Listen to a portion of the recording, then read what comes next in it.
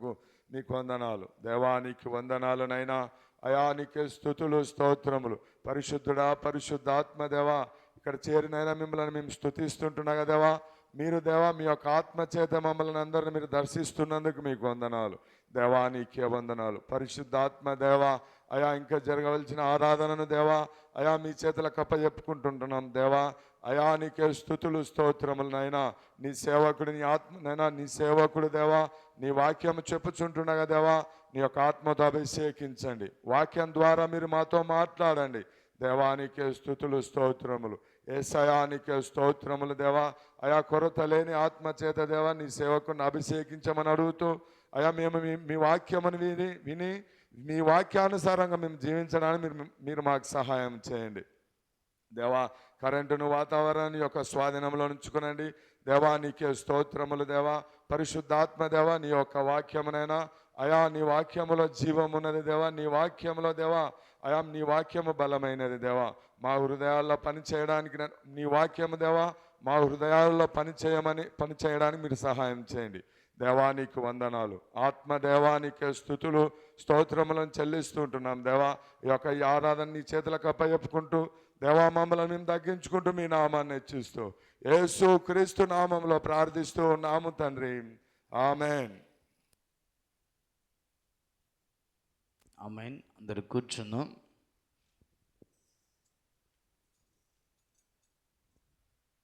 హల్లెలూయా, హల్లెలూయా.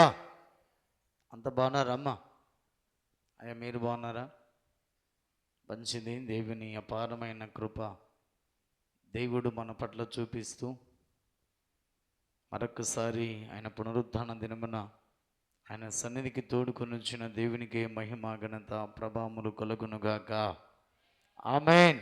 మంచిది. గడిచిన వారంలో దేవాది దేవుడు మనతో ఏం మాట్లాడుతూ వచ్చాడో కొద్ది నిమిషాలు మనము లేఖన భాగాన్ని జ్ఞాపకం చేసుకుందాం.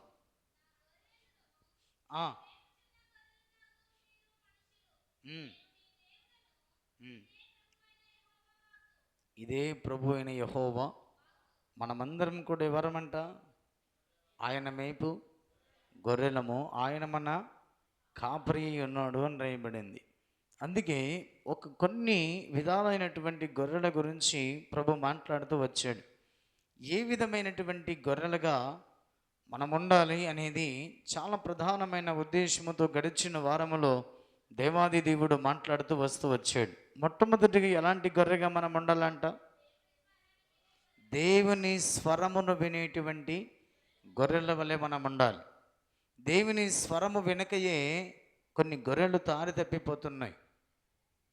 అందుకే దేవుని స్వరమును వినేటువంటి గొర్రె ఆ ప్రభుని వెంబడించేటువంటి రీతిగా మనం ఉంటామన్న భావాన్ని గడిచిన వారములో దేవాది దేవుడు చాలా స్పష్టంగా నీతో నాతో మాట్లాడుతూ వచ్చాడు. రెండవది, కృతజ్ఞతాస్తుతులు చెల్లించేటువంటి గొర్రెల వలె మనం ఉండాలి. దేవుడు చేసిన మేలులో దేనిని మరవక కృతజ్ఞతార్పణలు చెల్లించేటువంటి గొర్రెల వలె మనం ఉన్నప్పుడు ఆయన సన్నిధికి మనం నడిపించబడతామన్న భావాన్ని దేవుడు చాలా స్పష్టంగా తెలియజేస్తూ వచ్చాడు. మూడవది, ఎలాంటి గొర్రె వలె మనం ఉండాలంటే ఆయన కుడివైపున ఉన్నటువంటి గొర్రె వలె మనం ఉండాలి. ఎందుకంటే ఈ క్రైస్తవ విశ్వాస భక్తి జీవితంలో నుండి మనమందరము కూడా ఆయన సన్నిధిలో మనం ఎందుకు నడుస్తున్నామంటే మనమందరము కూడా ఒకానొక రోజున ఈ లోకాన్ని విడిచి వెళ్ళిపోతాం. ఈ లోకాన్ని విడిచి వెళ్ళిపోయిన తర్వాత మనం ఎక్కడ ఉండడానికి మనం సిద్ధపడాలంటే ఆయన కుడివైపున ఉన్నటువంటి గొర్రె వలె మనము ఉండటానికి సిద్ధపడాలి. అందుకే ఈ క్రైస్తవ విశ్వాస భక్తి జీవితంలో మనం అందరము కూడా ఆయన కుడివైపున ఉండేటువంటి గొర్రె వలె మనం ఉండాలంటే మనం ఆయన స్వరాన్ని వినాలి, మనం ఆయన సన్నిధిలో కృతజ్ఞతార్పణలు చెల్లించాలి అన్న భావాన్ని గడిచిన వారములో దేవాది దేవుడు మనందరితో మాట్లాడుతూ వచ్చాడు. ఏ విధమైనటువంటి గొర్రె వలె మనం ఉండకూడదంట? తప్పిపోయినటువంటి గొర్రె వలె మనం ఉండకూడదు. దారి తొలగినటువంటి గొర్రె వలె మనం ఉండకూడదు.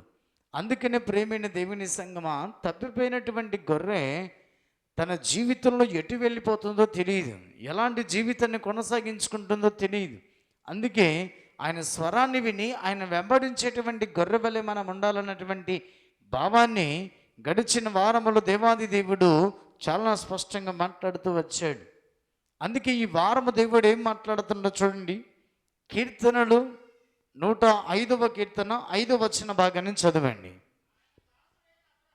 ఆయన దాసుడైన అబ్రహాము వంశస్థులారా, ఆయన ఏర్పరచుకున్న యాకోబు సంతతి వారులారా, ఆయన చేసిన ఆశ్చర్య కార్యములను జ్ఞాపకము చేసుకొనుడి. చిన్న ప్రార్థన చేసుకుందాం. తలల వంచండి. ప్రభు సన్నిధిలో మనమందరము కూడా ప్రార్థన పూర్వకంగా సిద్ధపడదాం. దయగలిగిన దేవానికే స్తోత్రములు తండ్రి.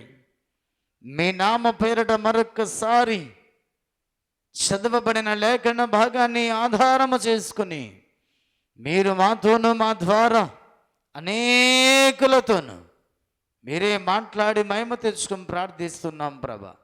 నీ వాక్యమును మేమందరము కూడా వినగలిగే చెవులు, గ్రహించగలిగే మనసు మాకు ప్రసాదింపచేసి మీరు మహిమ తెచ్చుకొని ప్రార్థన చేస్తూ ముందున్న వాక్య పరిచర్య అంతుడిని మీ చేతులకు అప్పగించుకుంటూ యేసు క్రీస్తు దివ్యమైన నామమున ప్రార్థించి వేడుకొనుచున్నాను మా తండ్రి.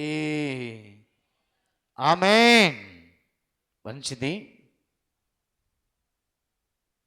ఈ కీర్తనకారుడు ఈ 105వ కీర్తన రాస్తూ వచ్చినటువంటి రచయిత ఏం చెప్తున్నాడంటే, ఒక క్రైస్తవుడిగా, ఒక భక్తిపరుడుగా, ఒక ఆత్మీయుడుగా మనము దేన్ని జ్ఞాపకం తెచ్చుకోవాలి అని మనం పరిశీలన చేసినట్లయితే ఏవి జ్ఞాపకం తెచ్చుకోవాలో కీర్తనకారుడు ఇక్కడ చాలా స్పష్టంగా తెలియజేస్తూ ఉన్నాడు. కొన్నిటిని మనం మర్చిపోయాం. కొన్నిటిని మర్చిపోయి మన జీవితంలో, ఆత్మీయ జీవితంలో వెనకబడిపోతున్నాం. ఆత్మీయ జీవితంలో కృంగిపోతూ ఉన్నాం. అందుకనే ఈ క్రైస్తవ విశ్వాస భక్తి జీవితాన్ని కొనసాగించబడుతున్న మనం అందరము కూడా కొన్నిటిని జ్ఞాపకం తెచ్చుకోమని ప్రభు మాట్లాడుతున్నాడు. ఏవేవి మనము జ్ఞాపకం చేసుకోవాలో ఈ మధ్యాహ్నం వేళ దేవాది దేవుడు చాలా స్పష్టంగా నీతో నాతో మాట్లాడుతూ ఉన్నాడు. చూడండి, మొట్టమొదటిగా మనం జ్ఞాపకం చేసుకోవలసినది, జ్ఞాపకము తెచ్చుకోవలసినది ఏదైనా ఉన్నదంటే ఇక్కడ చాలా స్పష్టంగా అబ్రహాము సంతానముతోనూ యాకోబు సంతతి వారితోనూ దేవుడు మాట్లాడుతూ ఉన్నాడు. యాకోబు సంతానమే ఇశ్రాయేలుల సంతానం. ఇశ్రాయేలుల ప్రజలోని దేవుడు చాలా స్పష్టంగా పిలుస్తూ వచ్చాడు. చూడండి, అక్కడ రాయబడినటువంటి మాట 5వ వచనం, కీర్తనలు 105:5. ఆయన దాసుడైన అబ్రహాము వంశస్థులారా, ఆయన ఏర్పరచుకున్న యాకోబు సంతతి వారులారా, ఆయన చేసిన ఆశ్చర్యమైన కార్యములను జ్ఞాపకమునకు తెచ్చుకొనుడి, జ్ఞాపకము చేసుకొనుడి అని రాయబడింది. ఏం మర్చిపోయారంట ఇశ్రాయేలుల ప్రజలు అంటే ఆయన చేసిన ఆశ్చర్యమైన కార్యాలు మర్చిపోయారు. అందుకే దేవుడు అంటున్న మాట ఏమిటంటే, ఇదిగో ఇశ్రాయేలులారా, యాకోబు వంశస్థులారా, అబ్రహాము సంతానమా, ఇదిగో మీ దేవుడైన యెహోవా చేసిన ఆశ్చర్యమైన కార్యములను మీరు జ్ఞాపకం చేసుకోనండి. ఎందుకు దేవుడు వారితో అలా మాట్లాడుతూ ఉన్నాడు అంటే, చూడండి 77వ కీర్తన 11వ వచనములో ఒక అద్భుతమైన మాట దేవుడు అక్కడ తెలియజేస్తున్నాడు. యెహోవా చేసిన కార్యములను, పూర్వము జరిగిన నీ ఆశ్చర్యమైన కార్యములను నేను మనసునకు తెచ్చుకుందును. చూడండి, ఇక్కడ కీర్తనకారుడు రాస్తున్నటువంటి మాట ఏమిటంటే 77వ కీర్తన ఆసాబు కీర్తన రాస్తున్నాడు. ఈ ఆసాబు ఏమంటున్నాడంటే, ఇదిగో యెహోవా చేసిన కార్యములను, పూర్వము జరిగిన నీ ఆశ్చర్యమైన కార్యములను నేను మనసునకు తెచ్చుకుందును. మరిచిపోయినటువంటి కార్యాలను మనస్సుకు తెచ్చుకోమని దేవుడు మాట్లాడుతున్నాడు. మనసులో జ్ఞాపకం చేసుకోమని ప్రభు మాట్లాడుతున్నాడు. అందుకని ప్రేమైన దేవుని సంఘమా, దేవుడు మాట్లాడుతున్నమాట. మన జీవితంలో దేవుడు ఎన్నో ఆశ్చర్యమైన కార్యాలు చేస్తూ వచ్చాడు. ఎన్నో మేలు చేస్తూ వచ్చాడు. కానీ మనం మరిచిపోయామేమో. ఈ మధ్యాహ్నం దేవుడు జ్ఞాపకం చేసుకోమని మాట్లాడుతున్నాడు. వాటిని మరిచిపోయి ఇశ్రాయేలుల జీవితంలో దారి తప్పిపోయిరి అని రాయబడింది. ఇశ్రాయేలుల ప్రజలందరూ కూడా ఎలా ఉన్నారో చూడండి. వాటిని మరిచిపోయి 78వ కీర్తన భాగంలో దేవుడు అక్కడ తెలియజేసినటువంటి మాటను ఒకసారి జ్ఞాపకం చేసుకుందాం. ఆ మాట చూడండి, 4వ వచనం నుంచి చదవండి. యెహోవా స్తోత్ర క్రియలను, ఆయన బలమును, ఆయన చేసిన ఆశ్చర్యమైన కార్యములను దాచకుండా వాటిని వారి పిల్లలకు మేము చెప్పేదము. రాగల తరములలో పుట్టబోవు పిల్లలు దానిని నెరుగునట్లును, వారు లేచి తమ పిల్లలకు దానిని వివరించినట్లును, వీరును దేవుని యందు నిరీక్షణ గలవారై దేవుని క్రియలను మరవక ఉండి యథార్థ హృదయులు కాక దేవుని విషయమై స్థిర మనసు లేని వారై తమ పితరుల వలె తిరగబడకయు మూర్ఖతయు తిరుగుబాటును గల ఆ తరమును పోలి ఉండగా వారు ఆయన ఆజ్ఞలు గైకొనినట్లు ఆయన యాకోబు సంతతికి శాసనమును నియమించెను. అందుకే అబ్రహాం వంశస్థులారా, యాకోబు సంతానమా, ఆయన చేసినటువంటి ఆశ్చర్యమైన కార్యములను జ్ఞాపకమునకు తెచ్చుకున్నాడు. ఏం రాయించాడు? ఎందుకు జ్ఞాపకం చేసుకోవాలంటే ఇశ్రాయేలుల ప్రజలందరూ కూడా యెహోవా చేసినటువంటి ఆశ్చర్యమైన కార్యములు మరిచిపోయి తిరుగుబాటు చేయటం ప్రారంభించారు. ఎప్పుడైతే నీ జీవితంలో దేవుడు చేసిన కార్యాలు మరిచిపోతావో తిరుగుబాటు కలిగి జీవిస్తావు. అందుకే మన జీవితంలో ఆయన చేసిన ఆశ్చర్యమైన కార్యాలను మనము జ్ఞాపకము తెచ్చుకుందుముగాక. ఆమేన్. అందుకే ప్రియమైన దేవుని సంగమా, ఆసాపు అంటున్న మాట ఏమిటంటే, ఆశ్చర్యమైన కార్యములను నేను మనసుకు తెచ్చుకుందును అన్నాడు. ఆయన ఆశ్చర్యమైన కార్యాలు మరిచిపోయినట్లయితే ఈ మధ్యాహ్నం వల్ల మనమందరము కూడా ఆయన ఆశ్చర్యమైన కార్యాలు మనసుకు తెచ్చుకోవాలి. ఆయన ఆశ్చర్యమైన కార్యాలు జ్ఞాపకముకు తెచ్చుకోవాలి. అప్పుడే మన జీవితంలో మన పిల్లలకు వాటిని బోధించగలుగుతామన్న భావాన్ని దేవుడు చాలా స్పష్టంగా మాట్లాడుతున్నాడు. మనం మరిచిపోయినప్పుడు మన పిల్లలకు వాటిని మనము బోధించలేం, వివరించలేం. అందుకే వాటిని మన పిల్లలు బోధించటానికి వాటిని జ్ఞాపకము తెచ్చుకునుడి అని దేవుడు మాట్లాడుతున్నాడు. ఎందుకు మన పిల్లలకు బోధించమంటున్నాడు అంటే, మూర్ఖతయు తిరుగుబాటును గల ఆ తరమును పోలి ఉండకుండానట్లుగా. ఆ తరము తిరుగుబాటు కలిగి జీవించారు. ఆ తరము దేవుని మరిచిపోయారు. ఆ తరము దేవుని సన్నిధికి దూరం అయ్యారు. అందుకే వారి వల్ల మీ పిల్లలు వండుకున్నట్లుగా యెహోవా చేసిన ఆశ్చర్యమైన కార్యాలను మన మనసుకు మనము తెచ్చుకోవాలి. ఎన్నో ఆశ్చర్యమైన కార్యాలు దేవుడు చేశాడు. దేవుడు నమ్ముకున్నటువంటి ప్రజలకు దేవుడు ఎన్నో కార్యాలు చేస్తూ వచ్చాడు. వాటిని మరిచిపోయినప్పుడు తిరుగుబాటుతనం అనేది గుర్తుకొస్తుంది. అందుకే మన పిల్లలు అలా కాకుండా ఉండినట్లుగా మన వాటిని మనసుకు తెచ్చుకుని వాటిని మన పిల్లలకు బోధించమన్న భావాన్ని దేవుడు చాలా స్పష్టంగా నీతో నాతో మాట్లాడుతున్నాడు. చూడండి, 78వ కీర్తన 11వ వచనాన్ని చూడండి. ఆయన క్రియలను, ఆయన వారికి చూపిన తన ఆశ్చర్యమైన క్రియలను ఏం చేశారంట? వాళ్ళు మరిచిపోయారంట. ఎన్నో కార్యాలు దేవుడు చేశాడు. ఆశ్చర్యమైన కార్యాలు, ఊహించని కార్యములు దేవుడు వారి జీవితంలో ఎన్నో చేశారు. కానీ వారు ఏం చేశారంట? వాళ్ళు మరిచిపోయిరి అని రాయబడింది.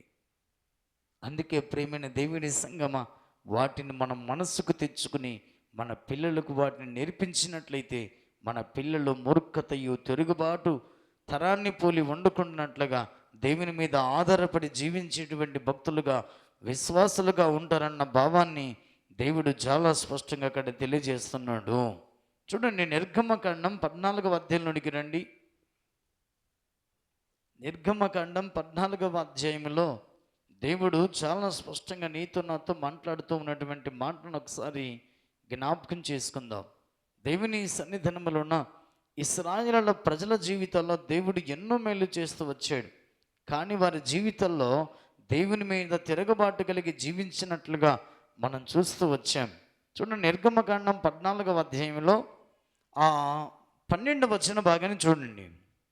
మా జోలికి రావద్దు, ఐగుప్తులకు దాసుల మగుదమని ఐగుప్తులో మేము నీతో చెప్పిన మాట ఇదే కదా. మేము ఎర్రనమందు చచ్చుట కంటే ఐగుప్తులకు దాసుల మగుటే మేలని చెప్పిరి. చూడండి, ఇశ్రాయేలుల ప్రజలందరూ కూడా తిరుగుబాటు చేయటం ప్రారంభించారు, తిరుగుబాటు కలిగి జీవించడం ప్రారంభించారు. అందుకే ప్రియమైన దేవుని సంఘమా, ఆ తరమును పోలి వండుకున్నట్లుగా మనం మన పిల్లలకు ఆశ్చర్యమైన కార్యాలను మనస్సుకు తెచ్చుకుని మన పిల్లలకు మనం బోధించినట్లయితే ఇశ్రాయేలుల ప్రజల వలె దేవుని క్రియలు మరిచిపోకుండా వాటిని నేర్చుకుంటారన్న ఉద్దేశాన్ని దేవుడు మాట్లాడుతున్నాడు. అందుకే అప్పుడు మన పిల్లల భవిష్యత్తు ఎలా ఉంటుందంటే, దేవుని ఆశ్చర్యమైన కార్యాలను మరిచిపోకుండా వాటిని జ్ఞాపకం చేసుకున్న వాని జీవితం ఎలా ఉందో ఒకసారి చూడండి. కీర్తనలు 103వ కీర్తన. దేవుని సన్నిధానములోన దేవుడు చాలా స్పష్టంగా మాట్లాడుతున్నటువంటి మాట. మొదటి నుంచి చదవండి. నా ప్రాణమా యెహోవాను సన్నిధించుము,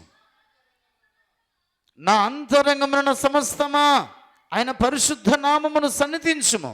నా ప్రాణమా యెహోవాను సన్నిధించుము, ఆయన చేసిన ఉపకారములలో దేనిని మరవకము.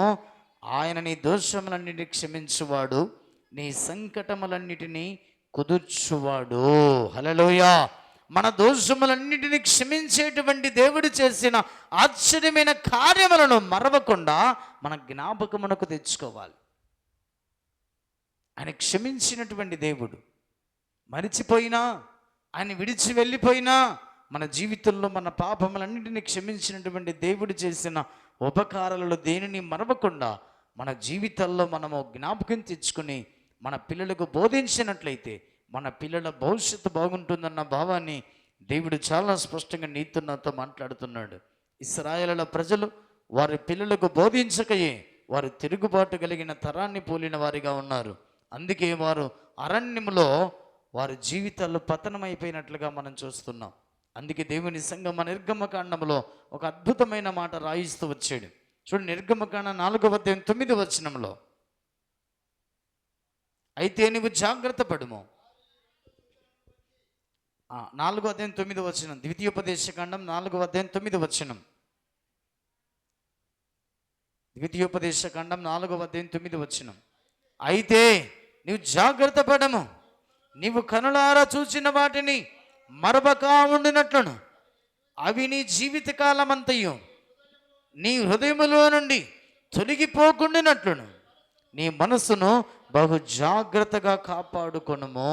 చూడండి ఏమన్నా అక్కడ, నీ మనస్సును బహు జాగ్రత్తగా కాపాడుకొనుము. ఎందుకంటే నువ్వు కనులారా చూచిన వాటిని, చెవులారా వినిన వాటిని నీ హృదయములో నీవు భద్రంగా దాచిపెట్టుకోవాలి. ఎందుకంటే మరిచిపోయి, దేవుడు చేసిన ఆశ్చర్యమైన కార్యాలు మరిచిపోయి వారు మూర్ఖుల వలె తిరుగుబాటు కలిగిన జీవితాన్ని కొనసాగించుకుంటూ వచ్చారు. ఈ మధ్యాహ్నం వేళ దేవుడు మాట్లాడుతున్నమాట, మనము మన పిల్లలు మూర్ఖుల వలె తిరుగుబాటు కలిగి జీవించకుండానట్లుగా మనం ఆయన ఆశ్చర్యమైన కార్యములు ఆసాపు వలె మనసుకు తెచ్చుకుని మన పిల్లలకు మనము బోధించుదుముగాక. ఆమేన్. అప్పుడు మన పిల్లలు ఎలా ఉంటారంటే చూడండి, రాయబడిన మాట, నీ కుమారులకును నీ కుమారుల కుమారులకును వాటిని నేర్పించాలి. ఎప్పుడైతే వాటిని నేర్పిస్తామో ఆ పిల్లలు వాటిని అనుసరిస్తూ ఉంటారు. అన్న తన కుమారునికి నేర్పించింది, తన కుమారుడు యెహోవా సన్నిధిలో పెరిగి పెద్దవాడవుతున్నాడు, వాడు యెహోవా దయందును మనుషుల దయందును సమూయేలు వర్ధిల్లుతూ వచ్చాడు. అందుకే ప్రియమైన దేవుని సంగమా, దేవుడు చేసిన ఆశ్చర్యమైన కార్యములు నీవు మనసుకు తెచ్చుకోవాలి, జ్ఞాపకమునకు తెచ్చుకోవాలి. వాటిని మరిచిపోకూడదన్న భావాన్ని దేవుడు చాలా స్పష్టంగా తెలియజేస్తూ ఉన్నాడు. రెండవది, మన జీవితంలో చూడండి ఏం తెచ్చుకోవాలో జ్ఞాపకమునకు అని మనం పరిశీలన చేసినట్లయితే దేవుడు నీతో నాతో మాట్లాడుతున్నమాట. సామెతల గ్రంథంలోనికి రండి. సామెతల గ్రంథం 23వ అధ్యాయం, సామెతలు 23:19 వచనాన్ని చదవండి. నా కుమారుడా, నీవు విని జ్ఞానము తెచ్చుకునము, నీ హృదయమును యథార్థమైన త్రోవల యందు చక్కగా నడిపించుకున్నాము. హల్లెలూయా. ఏం తెచ్చుకోవాలంటే మనం జ్ఞానము తెచ్చుకోవాలి. జ్ఞానము లేకపోతే మన జీవితంలో ఎంతో నష్టపోతున్నాం, ఎంతో ప్రమాదములు పడే అవకాశం ఉందని కూడా దేవుడు మాట్లాడుతున్నాడు. అందుకే అక్కడ అంటున్న మాట ఏమిటంటే, నా కుమారుడా నీవు నా మాటలు విని జ్ఞానమును తెచ్చుకోనము. ఎప్పుడైతే మనం జ్ఞానము తెచ్చుకుంటామో అప్పుడు నీ హృదయమును యథార్థమైన త్రోవల యందును చక్కగా నడిపించుకుంటాం. జ్ఞానము లేకయే యథార్థమైన ప్రవర్తన లేదు. జ్ఞానము లేకయే మన జీవితంలో దేవుని ఎదుటి యథార్థముగా ప్రవర్తించడం లేదు. అందుకే జ్ఞానము తెచ్చుకున్నామని దేవుడు చాలా స్పష్టంగా మాట్లాడుతున్నాడు. ఎక్కడి నుంచి తెచ్చుకోవాలి జ్ఞానం అని మనం పరిశీలన చేస్తే దేవుడు చాలా స్పష్టంగా మాట్లాడుతున్నాడు. చూడండి, హోషేయ గ్రంథంలోనికి రండి. దేవుడు చాలా స్పష్టంగా నీతో నాతో మాట్లాడుతున్నటువంటి మాటను ఒకసారి జ్ఞాపకం చేసుకుందాం. సారి సామెతలు చూడండి, అదే సామెతలు 2వ అధ్యాయం 6వ వచనం. సామెతలు 2వ అధ్యాయం 6వ వచనం. యెహోవాయే ఎవరిచ్చేవారంట? యెహోవాయే జ్ఞానమిచ్చేవాడు, తెలివియు వివేచనయు ఆయన నోట నుండి వచ్చును. అందుకే కుమారుడా యెహోవా మాటలు విని జ్ఞానము తెచ్చుకోమంటున్నాడు. ఎందుకు?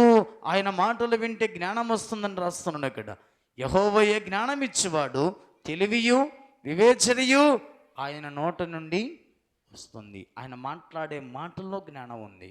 ఆయన మాటలు వినుట ద్వారా జ్ఞానాన్ని తెచ్చుకుంటామన్న భావాన్ని దేవుడు నీతో నాతో సూటిగా ఖండితంగా మాట్లాడుతూ ఉన్నాడు. ప్రియమైన దేవుని సంగమా, దేవుని సన్నిధికి వచ్చిన మనందరం కూడా ఒక్కసారి క్రైస్తవ విశ్వాస భక్తి జీవితంలో జ్ఞాపకం చేసుకుందాం. జ్ఞానము లేకయే మన జీవితంలో యథార్థమైన ప్రవర్తన కలిగి జీవించడం లేదు. అందుకే దేవుని యొక్క వాక్యం సెలవిస్తున్నమాట, నా కుమారుడా నా మాటలు విని జ్ఞానమును తెచ్చుకున్నాము. అవి నీ జీవితంలో యథార్థమైన ప్రవర్తన కలిగి జీవించటానికి ఎంతో సహకరిస్తున్నాయన్న ఉద్దేశాన్ని దేవుడు అక్కడ తెలియజేస్తున్నాడు. అందుకే ఆయన జ్ఞానమిచ్చేవాడిగా ఉన్నాడు కాబట్టి ఆయన నోటి నుండి వచ్చే జ్ఞానాన్ని మనము సంపాదించుకోమన్న భావాన్ని ప్రభు చాలా స్పష్టంగా నీతో నాతో మాట్లాడుతూ ఉన్నాడు. చూడండి, అదే సామెతలో 6:6 చూడండి. సోమరి చీమల యొద్దకు వెళ్ళము, వాటి నడతలు కనిపెట్టి. ఎక్కడుందంటే ఇది? ఎక్కడ తెచ్చుకోవాలంటే ఎక్కడికి వెళ్ళి? జ్ఞానమును తెచ్చుకోవాలి. ఎక్కడికి వెళ్ళి తెచ్చుకోమంటున్నాడు?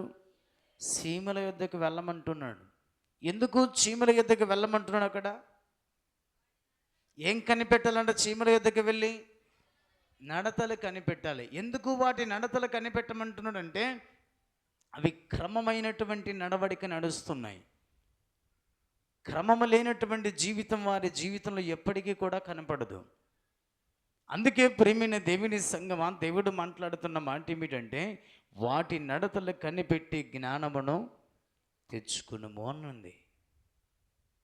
మన జీవితంలో చీమల కంటే హీనమైనటువంటి క్రమము లేనటువంటి జీవితాన్ని కొనసాగించుకుంటున్నామేమో అని దేవుడు మాట్లాడుతున్నాడు. చీమల కంటే హీనమైనటువంటి స్థితిలోనికి మనం దిగజారిపోతున్నాం. అందుకే సోమరితనాన్ని కొనసాగించే వారితో ప్రభు అంటున్న మాట ఏమిటంటే, సోమరి చీమల యొద్దకు వెళ్ళుము, వాటి నడతలు కనిపెట్టి జ్ఞానం తెచ్చుకో. వాటి నడతలను మనం నేర్చుకుని వాటి నడతలు కనిపెట్టుకుని వాటి యొద్ద నుంచి నువ్వేం సంపాదించుకోవాలంటే జ్ఞానము తెచ్చుకో. అవి ఎంత చక్కగా క్రమంగా నడుస్తాయో, ఎంత వాటికి పై అధికారి లేడంట, వాటికి పై విచారణకర్త కూడా లేడు. అంతే, అంత జ్ఞానము వారి యొద్ద ఉన్నది. వాటి నడతలు కనిపెట్టిన జ్ఞానాన్ని తెచ్చుకోమని చాలా స్పష్టంగా ప్రభు యొక్క వాక్యం తెలియజేస్తున్నది. అందుకే మనమందరం కూడా ఈ మధ్యాహ్నం వేళ దేవుడు ఎందుకు ఈ జ్ఞానాన్ని తెచ్చుకోమంటున్నాడు అని మనం పరిశీలన చేస్తే దేవుని యొక్క వాక్యము చాలా స్పష్టంగా తెలియజేస్తున్నమాట. అదే సామెతల గ్రంథంలో చూడండి, 4వ అధ్యాయం 6వ వచనం. 4వ అధ్యాయం 6వ వచనం. జ్ఞానమును విడవక ఉండిన ఎడల ఏం కాపాడుతుందంట? జ్ఞానము కాపాడుతుంది నిన్ను. అందుకే ప్రియమైన దేవుని సంగమా, జ్ఞానము కలిగిన వాడు, బుద్ధి కలిగిన వాడు అపాయము నుంచి, ప్రమాదము నుంచి, నిత్య నరకము నుంచి తప్పించబడతాడన్న భావాన్ని దేవుడు అక్కడ మాట్లాడుతున్నాడు.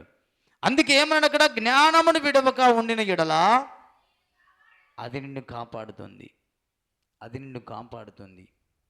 జ్ఞానము కలిగిన వాడు చీమల వలె క్రమము తప్పకుండా ఉంటాడు. జ్ఞానము కలిగిన వాడు చీమల వలె వివేకముగా నడుచుకుంటాడన్న భావాన్ని ప్రభు యొక్క వాక్యం తెలియజేస్తున్నది. జ్ఞానము విడవక ఉండిన ఎడల అది నిన్ను కాపాడుతుంది. అందుకే ఏమన్నాడు, సామెతల గ్రంథంలోని ఏమన్నాడు భక్తుడు అక్కడ తెలియజేసినటువంటి మాటను మరొకసారి చదవండి. 23:19 చాలా స్పష్టంగా తెలియజేస్తున్న మాట. నా కుమారుడా, నీవు విని జ్ఞానము తెచ్చుకో, సంపాదించి పెట్టుకో, అది నిన్ను కాపాడుతుంది, అది నిన్ను రక్షిస్తుంది, అది నిన్ను నరకానికి వెళ్లకుండా పరలోకానికి నడిపిస్తుంది అన్న భావాన్ని భక్తుడు అక్కడ తెలియజేస్తున్నాడు. అందుకే ఈ జ్ఞానం ఎక్కడ దొరుకుతుందయ్యా అని మనం పరిశీలన చేస్తే దేవుని యొక్క వాక్యము చాలా స్పష్టంగా నీతో నాతో మాట్లాడుతున్న మాట. హోషేయ గ్రంథంలోనికి రండి. హోషేయ గ్రంథంలో తెలియజేసిన మాట 6వ అధ్యాయము 3వ వచన భాగాన్ని చదవండి. హోషేయ గ్రంథము 6వ అధ్యాయం 3వ వచనం. యెహోవాను గూర్చిన జ్ఞానము సంపాదించుకుందాము రండి. యెహోవాను గూర్చిన జ్ఞానము సంపాదించుకొనుటకు ఆయనను అనుసరించుదము రండి. యెహోవా సన్నిధిలోనే యెహోవాను గూర్చిన జ్ఞానము దొరుకుతుంది. ఆయన సన్నిధిలో మనము ఆయన జ్ఞానమును సంపాదించుకొనడానికి, ఆయనను అనుసరించటానికి ఆయన సన్నిధికి రావాలి. ఆయన నోటి మాటలు వినుట ద్వారా మన జ్ఞానము దొరుకుతుంది అని రాయబడింది. అందుకనే ప్రియమైన దేవుని సంగమా, యెహోవాను గూర్చిన జ్ఞానము లేకయే ఇశ్రాయేలు ప్రజలు యెహోవా మీద తిరగబాటు కలిగి వారు మూర్ఖుల వలె ప్రవర్తించరి అని రాయబడింది. అందుకనే మనము మన పిల్లల తరము మన జీవితంలో యెహోవా మీద తిరగబాటు కలిగి జీవించకుండా మనమందరము కూడా ఆయన సన్నిధానములోన ఆయన ఆశ్చర్యమైన కార్యాలు మరిచిపోకుండా ఉండాలంటే యెహోవాను గూర్చిన జ్ఞానం మనము సంపాదించుకోవాలి. యెహోవాను గూర్చిన జ్ఞానమును సంపాదించుకున్నవాడు ఆయన చేసిన ఉపకారములలో దేనిని కూడా మరవను అని రాయబడింది.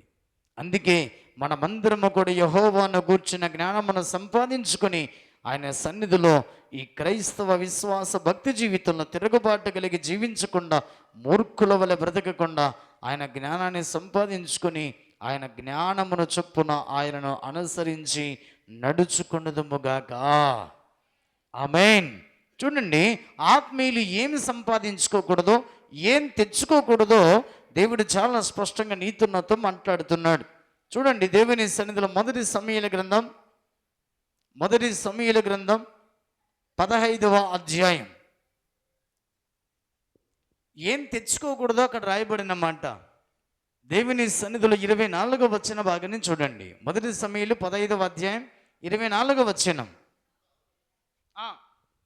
సౌలు జనులకు జడిసి వారి మాట వినినందున నేను యెహోవా ఆజ్ఞను నీ మాటలను మీరి పాపము తెచ్చుకుంటుని.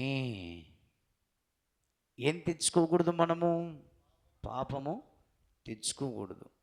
ఇశ్రాయేలు ప్రజలు దేవుని సన్నిధికి దూరమై బ్రతుకుతూ ఉన్నప్పుడు, లేదా ఫిలిస్తీయుడు అనేటువంటి గొల్యాతు ఈ ఇశ్రాయేలు ప్రజలందరినీ తన జీవితంలో 17వ అధ్యాయంలో మనం చదివితే, లేదా ఈ 15వ అధ్యాయంలో మనము అమాలేకీయులను దేవుడు చంపమని సౌలును సైన్యాన్ని ఇశ్రాయేలు రాజులందరినీ పంపించినప్పుడు ఇశ్రాయేలు ప్రజలందరూ కూడా ఏం చేశారంటే, బలిసిన వాటిని, కొరివిన వాటిని తీసుకుని దాచిపెట్టుకుని నీచమైన ప్రతి జంతువులన్నిటినీ హతము చేసినట్లుగా మనం చూస్తున్నాం.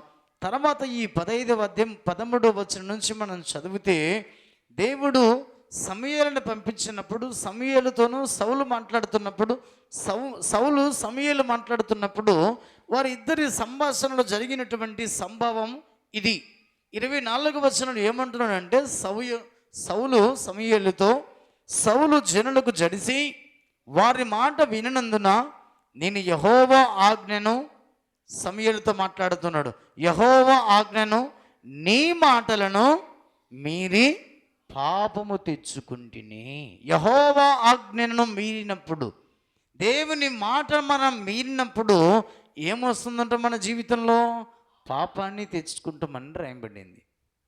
అందుకే ప్రియమైన దేవుని సంగమా, దేవుడు నీతో నాతో మాట్లాడుతున్నటువంటి మాట, మనము యెహోవా ఆజ్ఞలను మీరినట్లయితే, మనము యెహోవా మాట వినవలసిన మనము జనుల మాట వినినట్లయితే మన జీవితంలో పాపాన్ని తెచ్చుకుంటామన్న భావాన్ని దేవుడు చాలా స్పష్టంగా మాట్లాడుతూ ఉన్నాడు.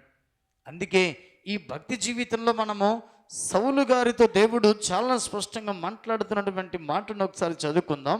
22వ వచనాన్ని చూడండి.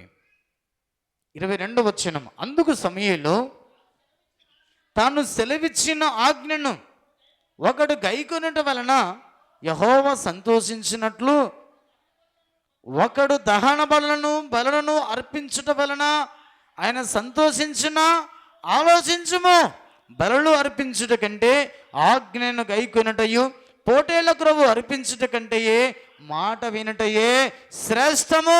నీవు మాట వినకుండా, ఆజ్ఞ పాటించకుండా నీవు పాపము తెచ్చుకుంటివి అని రాయించాడు. అందుకే ప్రియమైన దేవుని సంగమా, నువ్వేం తెచ్చుకోకూడదో అది నీ జీవితంలో తెచ్చుకున్నావంటే అది నీ జీవితంలో ఏం చేస్తుందో దేవుడు చాలా స్పష్టంగా నీతో నాతో మాట్లాడుతూ వచ్చాడు. ఆ మాట చదవండి, 26వ వచనం చదవండి. ఏం తెచ్చుకున్నాడు తన జీవితంలో అంటే పాపాన్ని తెచ్చుకున్నాడు. ఆజ్ఞ అతిక్రమించి ఆయన మాట మీరి పాపము తెచ్చుకున్నాడు. అందుకే తన జీవితంలో జరిగిన ఆ ఆలోచన జ్ఞాపకం చేసుకుందాం. 26వ వచనం, అందుకు సమూయేలు నీతో కూడా నేను తిరిగి రాను. చూడండి ఏమంటుండే అక్కడ సమూయేలు, సౌలు పిలుస్తున్నాడు, అయ్యా మీరు నాతో పాటు రామా పట్టణంలోకి రండి అని పిలుస్తున్నప్పుడు సమూయేలు అంటున్నమాట, నేను నీతో పాటు నేను రాను. పాపము చేస్తే నీ దేవుడు నీతో పాటు రాడు అని చాలా స్పష్టంగా మాట్లాడుతున్నాడు. దీన్ని విడిచి వెళ్ళిపోతాడు ఆయన. అందుకనే దేవుని సన్నిధిలో మనం పాపము తెచ్చుకోకుండానట్లుగా ఆయన మాట మీరకుండా, ఆయన మాట ప్రకారంగా జీవిస్తూ, ఆయన ఆజ్ఞలు, ఆయన కట్టడలు అనుసరించినట్లయితే మన జీవితంలో ఏమాత్రం కూడా పాపము తెచ్చుకోమన్న భావాన్ని దేవుడు చాలా స్పష్టంగా మాట్లాడుతున్నాడు. అందుకే సౌలు యెహోవా మాటను, యెహోవా ఆజ్ఞను, సమూయేలు మాటను మీరి పాపము తెచ్చుకున్నట్లుగా మనం చూస్తున్నాం. పాపము తెచ్చుకున్నందువల్ల యెహోవా సౌలును విడిచి వెళ్ళిపోయాడన్న భావాన్ని దేవుడు అక్కడ తెలియజేస్తున్నాడు. 28వ వచనం బాగానే చూడండి. అప్పుడు సమూయేలు అతనితో ఇట్లనెను, నేను యెహోవా ఇశ్రాయేలు రాజ్యమును నీ చేతిలో నుండి లాగివేసి నీకంటే ఉత్తముడైన నీ పొరుగువానికి దానిని అప్పగించి ఉన్నాడు. ఏమన్నాడు అక్కడ? సౌలో, నువ్వు పాపం తెచ్చుకున్నావు, యెహోవా ఆజ్ఞను, నా మాటను మీరి నువ్వు పాపం తెచ్చుకున్నావు కాబట్టి యెహోవా నీ చేతిలో నుంచి ఇశ్రాయేలు రాజ్యంను లాగివేసి నీ పొరుగువాడైన దానికి ఇచ్చేసి ఉన్నాడు అన్న ఉద్దేశాన్ని చాలా స్పష్టంగా దేవుడు అక్కడ తెలియజేస్తున్నాడు. అందుకే ప్రియమైన దేవుని సంగమా, మనము ఆయన మాట విని పాపము తెచ్చుకోకుండానట్లుగా, ఆయన మాట విని ఆయన సన్నిధిలో, ఆయన ఆజ్ఞలు, ఆయన కట్టడలు అనుసరించినట్లయితే మనకు మేలు కలుగుతుంది, శ్రేష్టమని దేవుడు చాలా స్పష్టంగా అక్కడ తెలియజేస్తున్నాడు. అందుకే చూడండి, దేవుని యొక్క వాక్యం సెలవిస్తున్నటువంటి రీతిగా 1 యోహాను 3:4 చూడండి. 1 యోహాను పత్రిక 3వ అధ్యాయం 4వ వచనంలో రాయబడిన మాటను జ్ఞాపకం చేసుకుందాం. అదే 1 యోహాను 3:4, పాపము చేయి ప్రతి వాడును ఆజ్ఞను అతిక్రమించును, ఆజ్ఞ అతిక్రమమే పాపము. చూడండి ఎంత స్పష్టంగా దేవుడు అక్కడ రాయించాడు చూడండి. పాపము చేయు ప్రతివాడు ఆజ్ఞ అతిక్రమించి పాపాన్ని తెచ్చుకున్నాడు సౌలు గారు. సమూయేలు మాట వినకయే పాపాన్ని తెచ్చుకున్నాడు సౌలు గారు. అందుకనే దేవుని యొక్క వాక్యం తెలియజేస్తున్నమాట, తన జీవితంలో ఉన్నటువంటి ఆశీర్వాదాలన్నీ పోగొట్టుకున్నాడు. తన జీవితంలో తన ఒంటరివాడిగా వెలిగిపోయినట్లుగా మనం చూస్తున్నాం. దేవుని సంగమా, రాజ్యాన్ని పోగొట్టుకున్నాడు, తన సంతానాన్ని పోగొట్టుకున్నాడు, చివరికి తన తన కత్తితో తనే పొడుచుకుని చనిపోయినట్లుగా మనం చూస్తున్నాం. అందుకే ఆజ్ఞ అతిక్రమమే పాపము. ఈ పాపము చేసినప్పటికీ కూడా ఒకవేళ మన జీవితంలో ఉన్న ఆశీర్వాదాలన్నీ పోతున్నట్లయితే దేవుడు మాట్లాడుతున్నమాట. 2 సమూయేలు గ్రంథం 12వ అధ్యాయం 13వ వచనంలో రాయబడిన మాట చూడండి. 2 సమూయేలు దేవుని యొక్క వాక్యం తెలియజేస్తుంది రీతిగా 12వ అధ్యాయం 13వ వచనం, నేను పాపము చేసి తినని దావీదు నాతానుతో అనగా, నాతాను నీవు చావుకుండినట్లు యెహోవా నీ పాపమును పరిహరించును అని రాయబడింది. సౌలు ఎందుకు చనిపోయాడు అని మనం పరిశీలన చేస్తే, సౌలు చేతిలో నుంచి రాజ్యాన్ని దేవుడు ఎందుకు తీసివేడంటే అతడు యెహోవా ఆజ్ఞను అతిక్రమించాడు, సమూయేలు మాట మీరి పాపం తెచ్చుకున్నాడు. జాగ్రత్తగా వినండి. కానీ పాపము చేసినప్పుడు సమూయేలు ప్రవక్త వచ్చి నువ్వు పాపం చేసావంటే అప్పుడు సౌలు నేను పాపం చేశానని ఒప్పుకుంటే సరిపోయేది. జనుల మీదికి నెట్టివేసినట్లుగా అతడు మనము చూస్తున్నాం. జనులు వాటిని యెహోవాకు బలి అర్పించడానికి తీసుకొని వచ్చిరని సౌలు జనుల మీదికి ఆ పాపాన్ని నెట్టివేశాడు. అందుకే పశ్చాత్తాపపడకుండా ఒప్పుకుని విడిచిపెట్టకుండా తన జీవితాన్ని కొనసాగించుకున్నాడు. కాబట్టి అతడు పాపము తెచ్చుకున్న విధానాన్ని బట్టి తన చేతిలో నుంచి రాజ్యాన్ని దేవుడు లాగివేసి తన పొరుగువాడైనటువంటి దావీదుకు దేవుడు దాన్ని అప్పగించినట్లుగా మనం చూస్తున్నాం. అందుకే దావీదు ఎందుకు వర్ధిల్లుతూ వచ్చాడంటే, ఇక్కడ ఒక ప్రవక్త తన దగ్గరికి వచ్చాడు. నాతాను ప్రవక్త వచ్చినప్పుడు నాతాను ప్రవక్త దావీదు నువ్వు పాపం చేశావు అని దావీదుతో అన్నప్పుడు, రాజైనప్పటికీ కూడా నాతాను ప్రవక్తను ఏమాత్రం కూడా అతని మీదికి ఎలాంటి చెడు ద్వేషంతో వెళ్లకుండా అతడు నేను పాపం చేశానని ఒప్పుకున్నట్లుగా మనం చూస్తున్నాం. అందుకే అతని జీవితంలో గొప్ప రాజుగాను దేవుడు అభిషేకించబడినటువంటి రాజ్యమును ఏలినటువంటి మహారాజుగాను దావీదును ఏ రాజును మనం జ్ఞాపకం చేసుకున్నా దావీదు కుమారుడు అని మనం జ్ఞాపకం చేసుకుంటాం. దావీదు వలే అని మనం జ్ఞాపకం చేసుకుంటాం. అంతగా దేవుడు దావీదును ఆశీర్వదించినట్లుగా మనం చూస్తున్నాం. అందుకే ప్రియమైన దేవుని ప్రజలారా, దేవుని ఆజ్ఞలను మీరి దేవుని మాటను త్రోసివేసి మనం పాపము తెచ్చుకుంటున్నట్లయితే దావీదులాగా ఒప్పుకొని ఇప్పటికైనా విడిచిపెట్టండి. దేవుని సన్నిధిలో అద్భుతమైన ఆశీర్వాదాన్ని పొందుకుంటాం. లేదు సౌలులాగా దాన్ని కప్పిపుచ్చుకోవాలని చూస్తే మన జీవితంలో ఉన్న ఆశీర్వాదాలన్నీ దేవుడు తొలగించి వేస్తాడన్న భావాన్ని దేవుడు చాలా స్పష్టంగా నీతున్నంత మాట్లాడుతూ ఉన్నాడు. చూడండి, అందుకే ఆజ్ఞను మీరి పాపము తెచ్చుకోవద్దు అన్న భావాన్ని దేవుడు చాలా స్పష్టంగా నీతున్నతో మాట్లాడుతూ ఉన్నాడు. చూడండి, రెండవది ఏం తెచ్చుకోకూడదో దేవుడు నీతున్నతో మాట్లాడుతున్న మాట. హోషేయ గ్రంథం 10వ అధ్యాయం 6వ వచనం, ఎఫ్రాయిము అవమానమునందుటకు ఇశ్రాయేలు వారు తాము చేసిన ఆలోచన వలన సిగ్గు తెచ్చుకొనుటకు. చూడండి, ఇశ్రాయేలుల ప్రజలు ఏం తెచ్చుకున్నారంట? తప్పుడు ఆలోచన వలన సిగ్గు తెచ్చుకొనిరి అని రాయబడింది. వారి ఆలోచన వలన వారి జీవితంలో సిగ్గు కలగజేసుకున్నారంట. కొన్ని ఆలోచనలు మన జీవితంలో, కొన్ని తప్పుడు ఆలోచన వలన మన జీవితంలో కొన్నిసార్లు సిగ్గు కలగజేసేటువంటి రీతిగా మనం నడుచుకుంటున్నామన్న భావాన్ని భక్తుడు అక్కడ తెలియజేస్తూ ఉన్నాడు. అందుకే ఏమాత్రం కూడా మనము ఒక భక్తులుగా, ఒక విశ్వాసులుగా, ఒక క్రైస్తవులుగా మన సొంత ఆలోచనతో మనం ముందుకెళ్తే అది తప్పుడు ఆలోచన అని దేవుడు చాలా స్పష్టంగా మాట్లాడుతున్నాడు. చూడండి, 20వ కీర్తనలో వారు తప్పుడు ఆలోచన ఎందుకు వారి జీవితంలో వచ్చిందో దేవుడు చాలా స్పష్టంగా ఇక్కడ తెలియజేస్తున్న మాట. 20వ కీర్తన 7వ వచన భాగాన్ని చదువుకుందాం.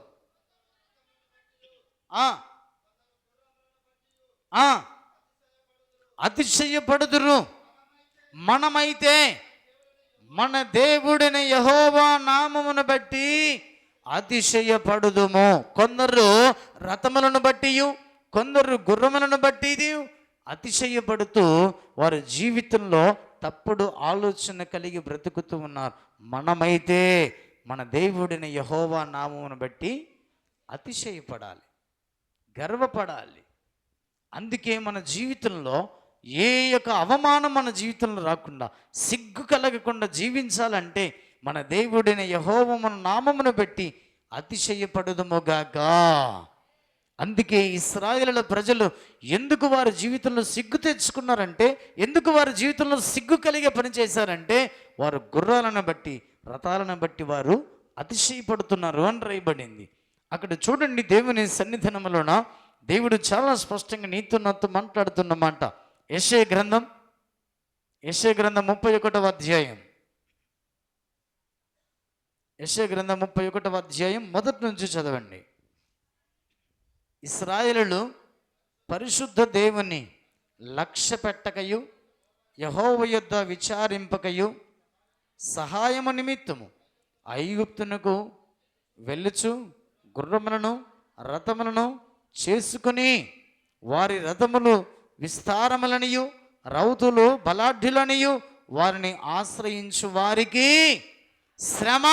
అందుకే ఇశ్రాయేలులకు సిగ్గు కలిగే రీతిగా దేవుడు చేసినట్లుగా మనం చూస్తున్నాం.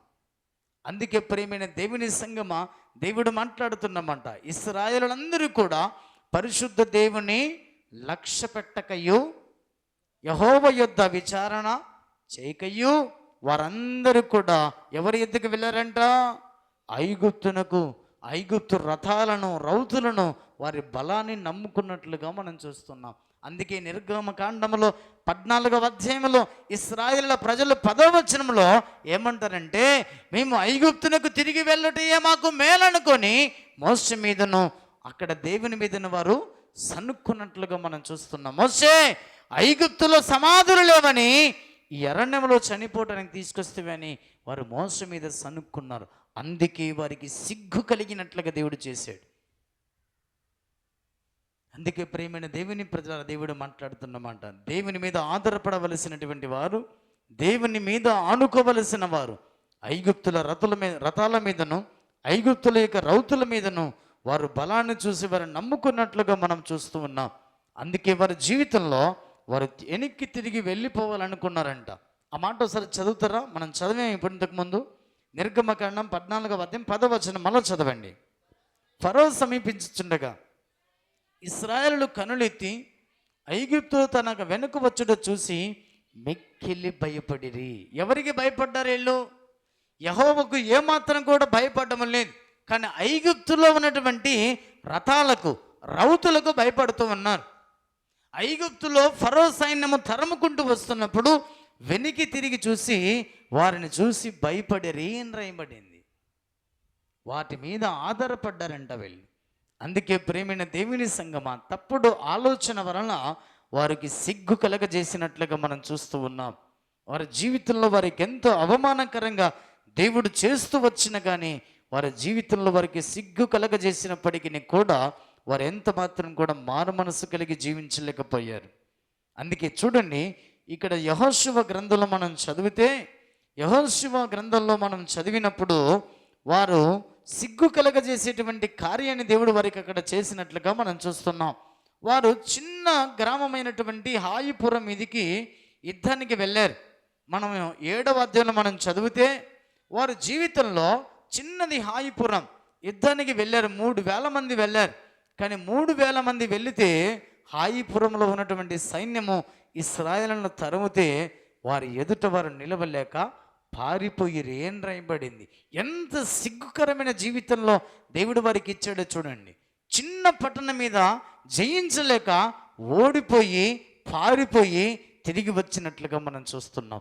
కారణం ఏమిటంటే తప్పుడు ఆలోచన చేసి వారి జీవితంలో సిగ్గు తెచ్చుకున్నట్లుగా మనం చూస్తున్నాం. చూడండి, యెషయా గ్రంథంలోనికి రండి. దేవుడు చాలా స్పష్టంగా నీతో నాతో మాట్లాడుతున్నటువంటి మాటను జ్ఞాపకం చేసుకుందాం. తప్పుడు ఆలోచనల వల్ల 30వ అధ్యాయం, యెషయా గ్రంథం 30వ అధ్యాయం 1వ వచనం నుంచి చూడండి. యెహోవా వాక్కు ఇదే,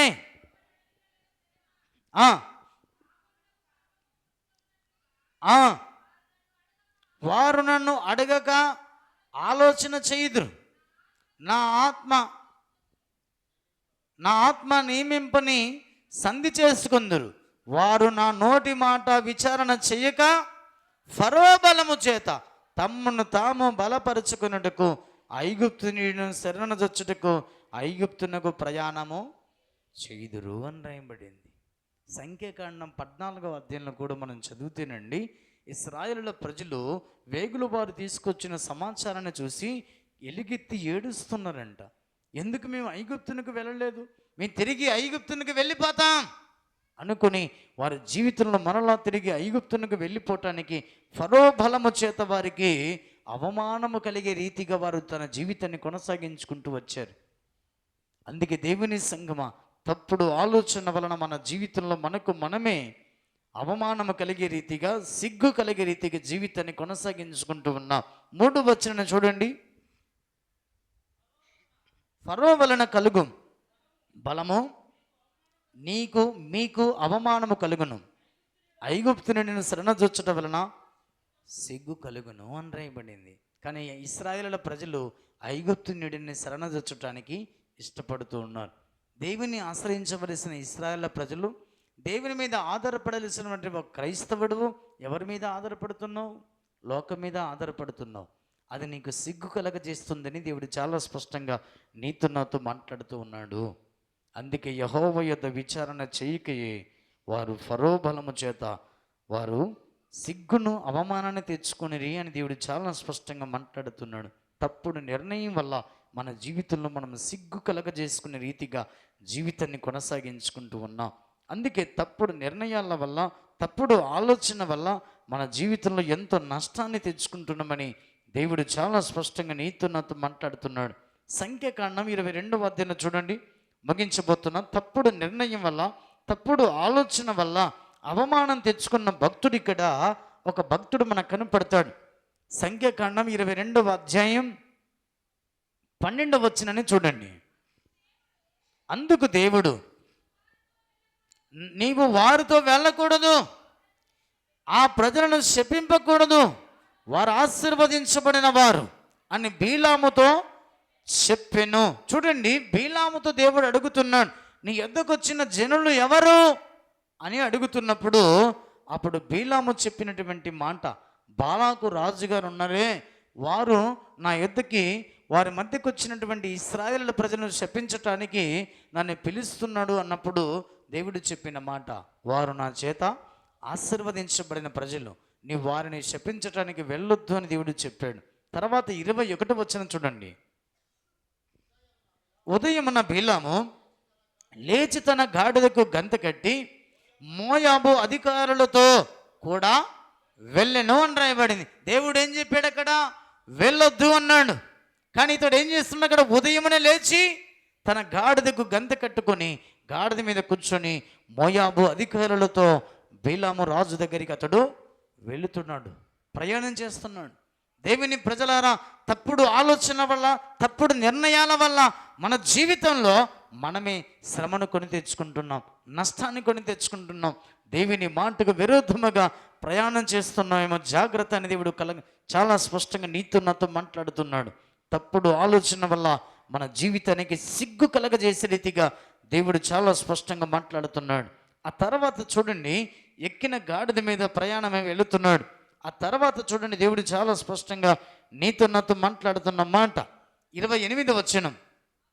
అప్పుడు యెహోవా ఆ గాడిదకు వాక్కునిచ్చిన గనక, అది నీవు నన్ను ముమ్మారు కొట్టితివి, నేను నిన్నేమి చేసి తిని? బీలాముతో అనగా, బీలాము నీవు నా మీద తిరగబడితివి, నా చేత ఖడ్గమున్న ఎడల నిన్ను చంపిదునని గాడిదతో అను. అందుకు గాడిద, నేను నీ దాననైనది మొదలుకొని నేటి వరకు నీవు ఎక్కుచూ వచ్చిన నీ గాడిదను కానా? నేనెప్పుడైనా నీకు ఇట్లు చేయుట కద్దా అని బీలాముతో అనగా, అతడు లేదనను. చూడండి, ఎవరు మాట్లాడుతున్నారు ఇక్కడ? గాడిద, బీలాము గారు మాట్లాడుకుంటున్నారు ఇద్దరు. ఒక గాడిద మాట్లాడే స్వభావం, ఒక గాడిద మాట్లాడిన సందర్భం ఈ సంఖ్యాకాండం 23వ అధ్యాయంలో మనకు కనపడుతుంది. ఎందుకు మాట్లాడుతున్నదంటే, దేవుడు చెప్పినటువంటి ఆలోచన వేరు, బీలాము తీసుకున్న తప్పుడు నిర్ణయం వేరు. అందుకే దేవుని విరుద్ధానికి, తన దేవుని వాక్యానికి విరుద్ధంగా జీవితంలో తప్పుడు ఆలోచన చేసి ప్రయాణమే వెళుతున్నాడు. గాడిదతో బుద్ధి చెప్పించుకున్నాడు. గాడిద మాట్లాడుతుంది, అందుకే ఎంత అవమానం అండి, చూడండి ఎంత అవమానకరమైన జీవితం. ఒక నోరు లేని పశువుతో, ఒక నోరు లేని జంతువుతో మనుషుడు బుద్ధి చెప్పించుకుంటున్నాడంటే ఎంత అవమానం. కొందరు పెద్దగా పెరిగింటారు కానీ వయసు మీద పడి ఉంటుంది, కానీ కొందరికి బుద్ధి ఉండదండి. చిన్న పిల్లలతో బుద్ధి చెప్పించుకున్నటువంటి స్థితికి దిగజారిపోతూ ఉంటారు. అందుకే ప్రేమైన దేవుని సంగమా, దేవుడు నీతో నాతో మాట్లాడుతున్నమాట.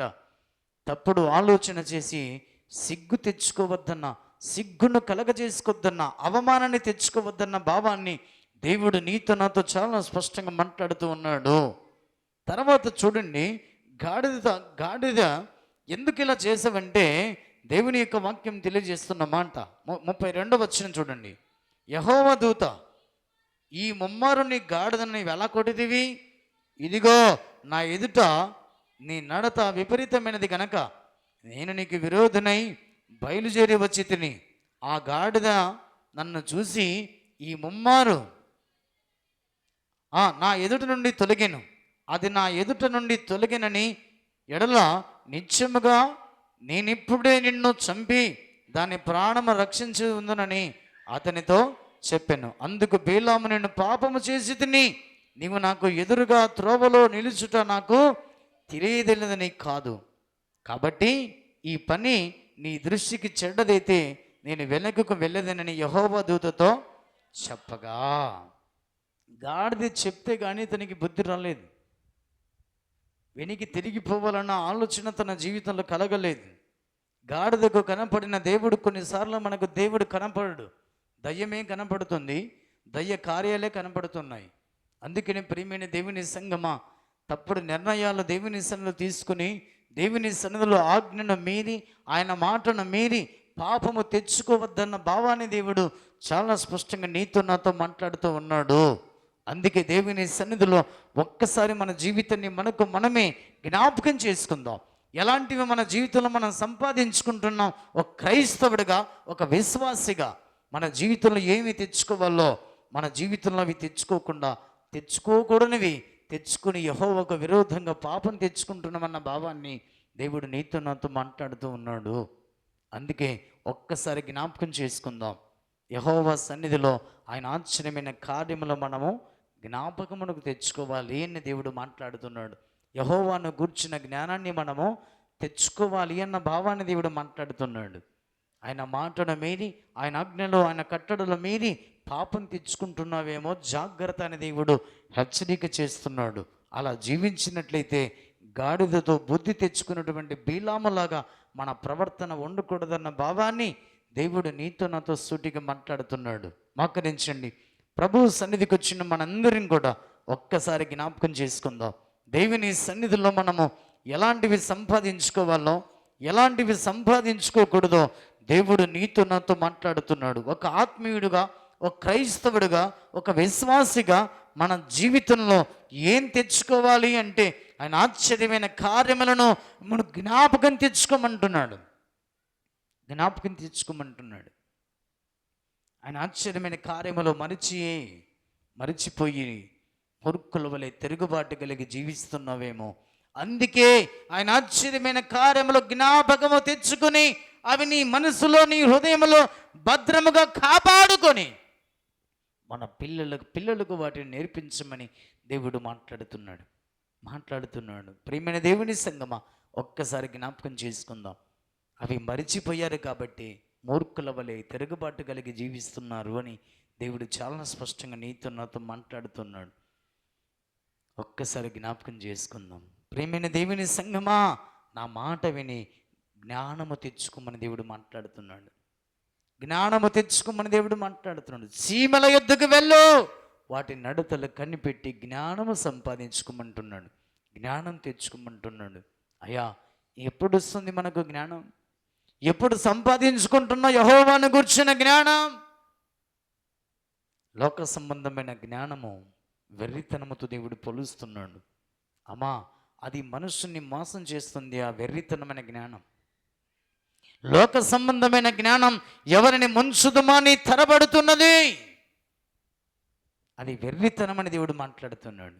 యెహోవాను గూర్చిన జ్ఞానం నిన్ను కాపాడుతుంది అని దేవుడు మాట్లాడుతున్నాడు. నిన్ను బ్రతికిస్తుంది, నిన్ను రక్షిస్తుంది, నిన్ను పరమునకు నడిపిస్తుందని దేవుడు మాట్లాడుతున్నాడు. ఒక్కసారి జ్ఞాపకం చేసుకుందామా? నువ్వు దేన్ని తెచ్చుకోవాలో తెలుసా? యెహోవా చేసిన ఆశ్చర్యమైన కార్యాలు జ్ఞాపకం తెచ్చుకోవాలి, మనసుకు తెచ్చుకోవాలి. యెహోవా మాటను విని జ్ఞానము తెచ్చుకోవాలి అని దేవుడు మాట్లాడుతున్నాడు. ఆయన మాట వెనకయే, ఆయన కట్టడల వెనకయే, ఆయన ఆజ్ఞలను మీరియే పాపము తెచ్చుకుంటునని సౌలు గారు మాట్లాడుతున్నారు. ప్రేమిని దేవుని సంగమా, ఆయన కట్టడలు, ఆయన ఆజ్ఞలు మీరొద్దు, ఆయన మాట మీరొద్దని దేవుడు మాట్లాడుతున్నాడు. మీరావా? పాపం తెచ్చుకుంటున్నాం. పాపము పరిపక్వమై గర్భము ధరించి మరణము కంటుంది.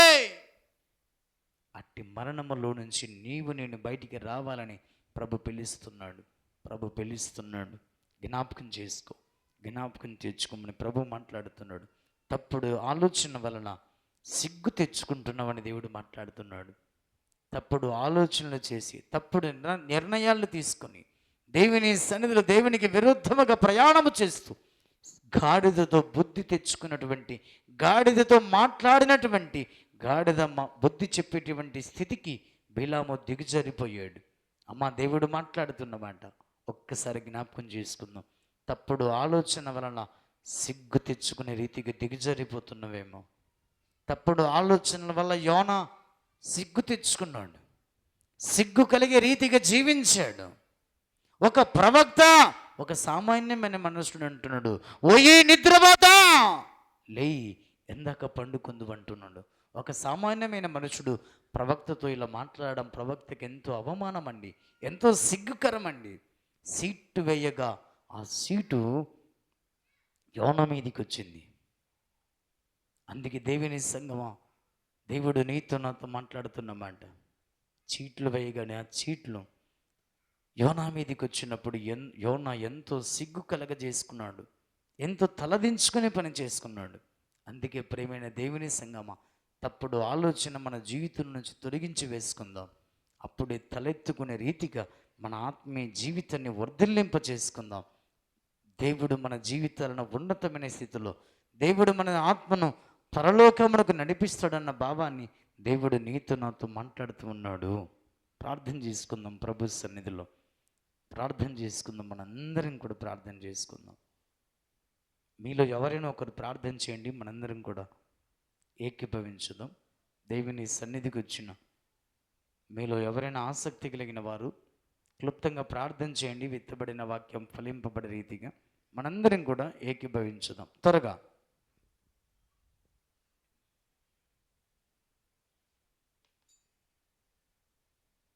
సంఘ పెద్ద రమేష్ను ప్రార్థన చేస్తారు, మనందరం కూడా ఏకీభవించుదాం.